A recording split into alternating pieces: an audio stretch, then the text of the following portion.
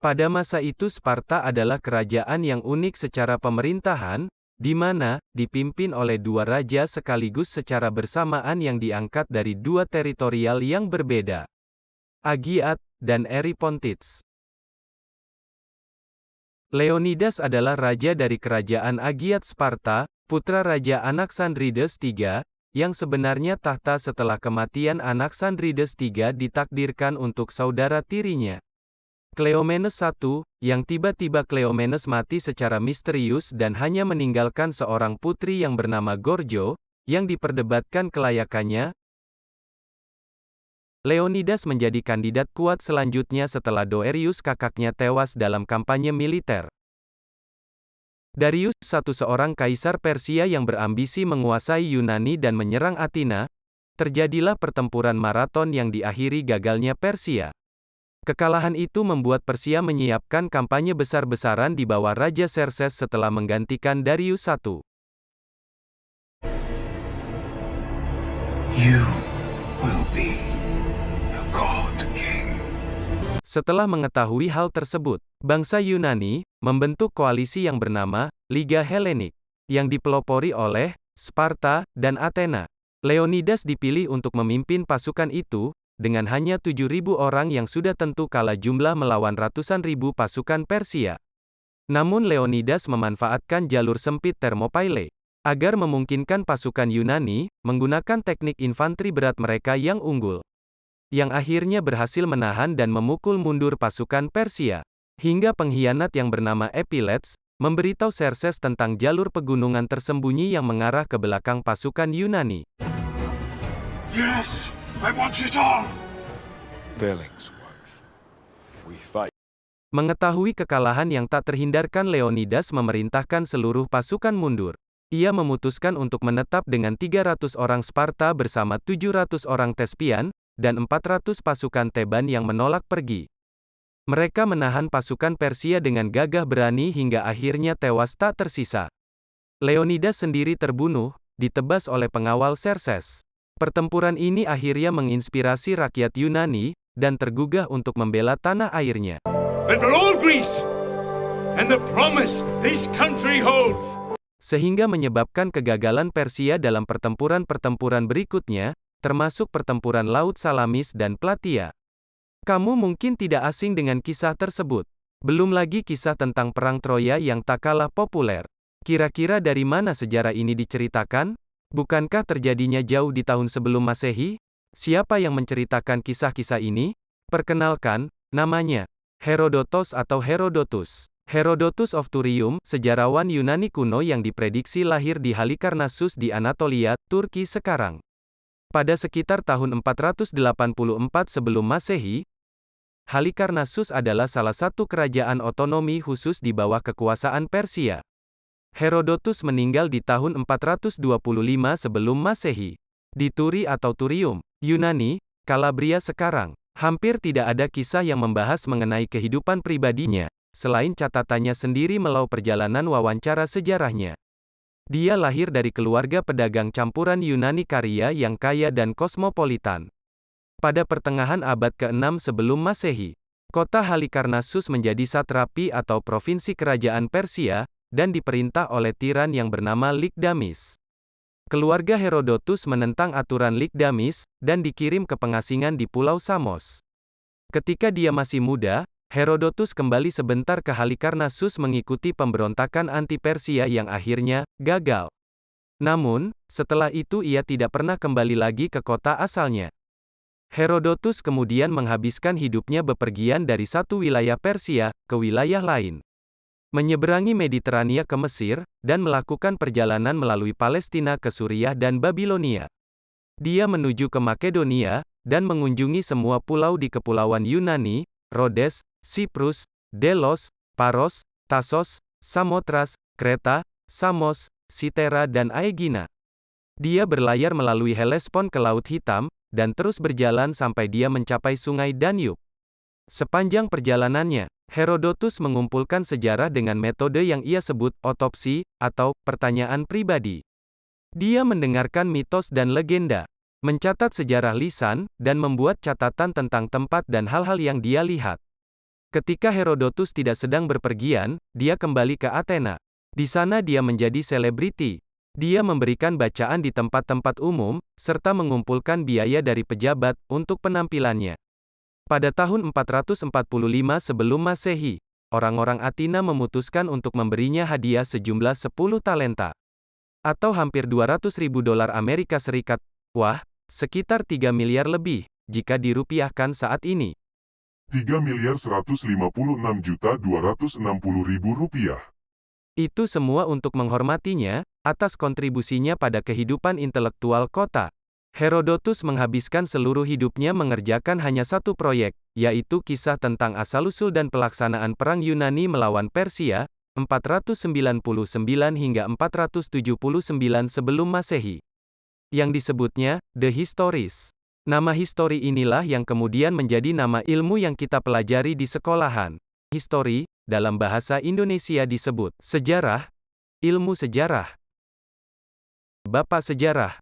Herodotus disebut-sebut sebagai bapak sejarah, karena menjadi sejarawan pertama yang pernah melakukan studi secara sistematis, tentang masa lalu. Proyek The Histories. Dari karya inilah, istilah sejarah dipahami.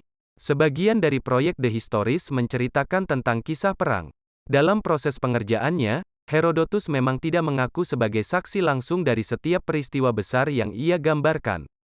Herodotus mengumpulkan data-data dengan cara melakukan perjalanan keliling dunia dan berbicara dengan orang-orang lokal yang ia temui dan mengajukan beberapa pertanyaan atau wawancara kepada mereka. Dengan cara inilah, Herodotus dapat memperoleh berbagai cerita yang ia tuliskan dalam The Histories. Sebab, sebelum Herodotus, belum ada penulis yang pernah melakukan studi sistematis seperti yang dilakukannya. Oleh sebab itu, berkat pencapaiannya tersebut, Herodotus disebut sebagai bapak sejarah dunia. Meskipun Herodotus mendapat banyak sekali kritikan, karena tulisannya sering tidak akurat dan cenderung tidak realistis. Sebenarnya ada sejarawan yang hidup semasa dengan Herodotus. Namanya Thucydides, 460 SM 395 SM, sejarawan saingan Herodotus pada masanya. Penulis sejarah perang Peloponnesos, yang menguraikan kisah perang antara Sparta melawan Athena, yang terjadi sampai tahun 411 sebelum Masehi. Thucydides disebut sebagai bapak sejarah ilmiah karena standarnya yang ketat dalam mengumpulkan bukti, serta analisisnya dalam hal sebab akibat, tanpa menggunakan campur tangan para dewa, seperti disebutkan dalam pengantar pada karyanya.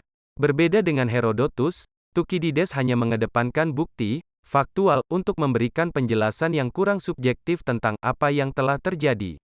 Ia sering mengkritik Herodotus karena memasukkan dongeng ke dalam narasi sejarah, hanya untuk membuatnya lebih menarik dan menyenangkan untuk dibaca.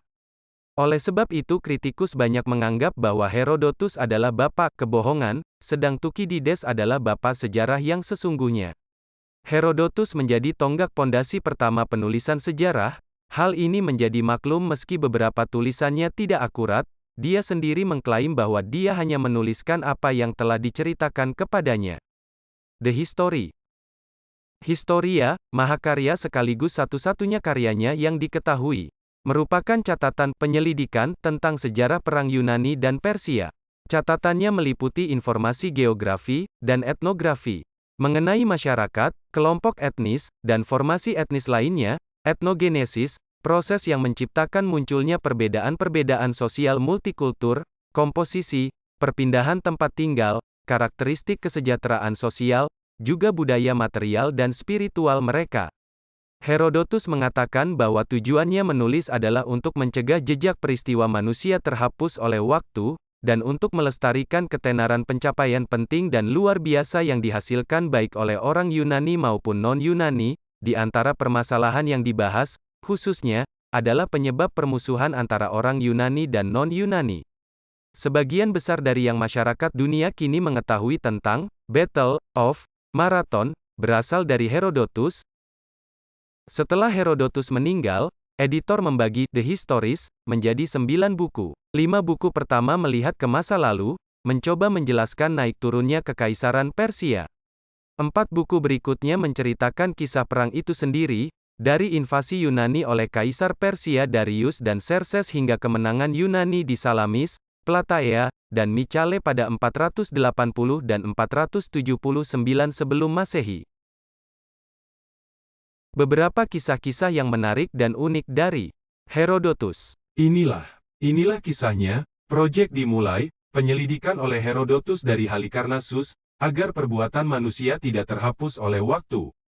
Dan agar karya-karya yang besar dan ajaib, baik dari orang Yunani maupun orang barbar, tidak hilang, juga sebagai upaya untuk menjelaskan konflik, untuk menunjukkan apa yang menyebabkan mereka berkelahi satu sama lain. Kata Herodotus, dalam opening bukunya.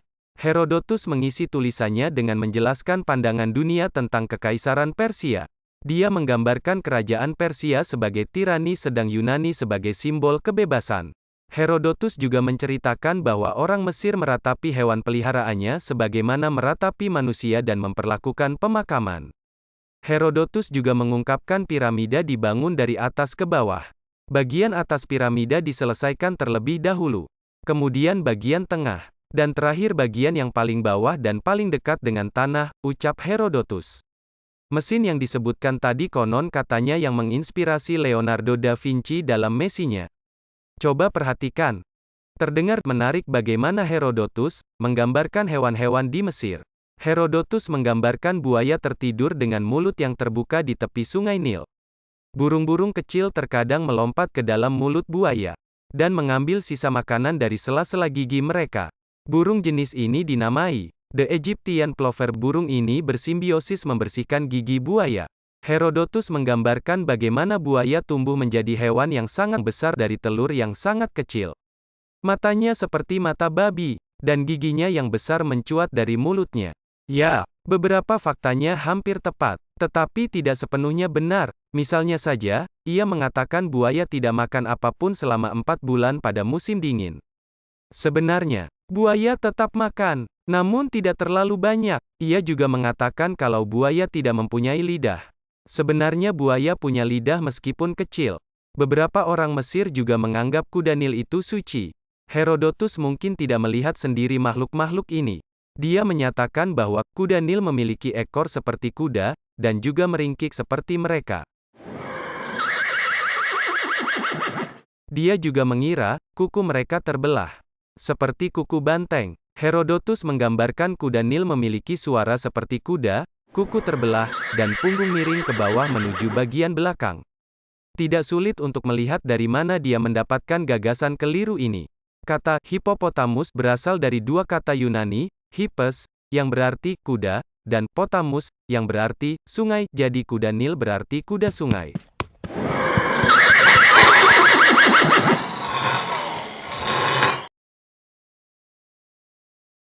Katanya juga berang-berang hidup di sungai Nil. Padahal tidak, meskipun begitu, faktanya orang Mesir kuno membuat patung berang-berang yang berdiri seolah-olah sedang berdoa. Kemudian, ia bercerita bahwa ada seekor burung keramat yang tidak dia lihat dengan matanya sendiri, melainkan hanya dalam lukisan. Bulu burung yang luar biasa ini berwarna merah dan berbintik emas. Bentuknya seperti elang. Ini disebut burung Phoenix. Burung Phoenix sebagian besar tinggal di Arab, dan merupakan pengunjung yang sangat jarang ke Mesir. Setiap 500 tahun sekali, ketika bapak burung ini meninggal, burung Phoenix membuat telur dari mur, yaitu permen karet, atau resin wangi, dari batang pohon. Dia melubangi telur tersebut dan memasukkan bapaknya ke dalamnya, sebelum membawanya ke kuil matahari, di Heliopolis di Mesir, tempat ia dikuburkan. Herodotus tidak akan terkaget kalau mendengar sebenarnya burung Phoenix adalah burung mitos yang tidak ada sama sekali. Dia juga bercerita tentang seekor ular Mesir yang tidak berbahaya dengan 2 tanduk di kepalanya. Ular-ular ini dianggap suci bagi orang Mesir. Dan ketika mati, mereka dimakamkan di kuil Zeus yang nama Mesirnya adalah Ra, atau Atum, dewa matahari. Dia juga bercerita tentang ular-ular kecil yang terbang setiap musim semi, dari Arab ke Mesir. Yang sejatinya itu adalah belalang, bukan ular. Menurut Herodotus, sejenis burung suci yang disebut ibis melindungi Mesir dari ular terbang. Dia menggambarkan ibis memiliki kaki burung bangau, dan paruh yang panjang dan bengkok. Orang Mesir sangat memuja ibis karena mampu melawan ular yang terbang. Ya, belalang itu tadi, ular-ular ini akan melingkari dahan-dahan pohon, lalu melompat dengan badannya.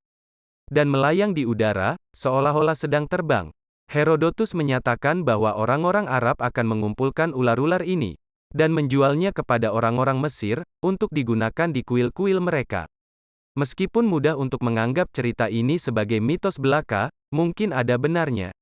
Ada spesies ular, seperti ular pohon surga, yang mampu meluncur di udara dengan meratakan tubuhnya dan menggunakan sisiknya untuk menciptakan gaya angkat. Kisah terkenal lainnya dari The Histories karya Herodotus yang cukup terkenal adalah tentang semut pembunuh unta. Menurut Herodotus, di tanah India terdapat semut sebesar rubah, menyerang dan membunuh unta. Herodotus menyatakan bahwa semut-semut ini akan menggali terowongan di pasir dan membuat perangkap untuk unta, lalu mengerumuni dan membunuh mereka dengan rahangnya yang kuat. Herodotus menceritakan, Xerxes pertama, Raja Persia, mencambuk laut sebagai hukuman atas badai yang menghancurkan jembatan yang dibangun pasukannya melintasi Hellespont, sekarang Dardanella, pada tahun 480 sebelum Masehi. Xerxes telah memerintahkan tentaranya untuk membangun jembatan perahu melintasi Hellespont agar pasukannya dapat menyeberang. Namun, badai menghancurkan jembatan, menyebabkan Xerxes menjadi marah. Dia memerintahkan tentaranya untuk menghukum jembatan Hellespont dengan mencambuknya 300 kali dan melemparkan belenggu ke dalam air sebagai isyarat simbolis untuk memperbudak laut yang sulit diatur. Herodotus adalah sejarawan pertama yang menyelidiki dan mencatat peristiwa secara sistematis, melakukan wawancara dengan saksi mata, dan berupaya memverifikasi fakta melalui pemeriksaan silang dan pembuktian. Namun, Herodotus juga dikritik oleh beberapa orang sezamannya karena terlalu percaya diri dan menerima desas-desus dan rumor. Faktanya, salah satu julukan terkenalnya adalah "Bapak Kebohongan", sebuah julukan yang kemungkinan besar diberikan kepadanya oleh para pengkritiknya yang menuduhnya membumbui atau mengarang beberapa cerita dalam karyanya. Terlepas dari kritik tersebut, kontribusi Herodotus dalam bidang sejarah tidak dapat disangkal. Dia menetapkan standar untuk penyelidikan dan dokumentasi peristiwa sejarah yang cermat yang telah memengaruhi sejarawan selama berabad-abad. Dan catanya menginspirasi penulis baik fiktif maupun sejarah. Hingga saat ini, demikian ulasan kami tentang Herodotus. Goodbye.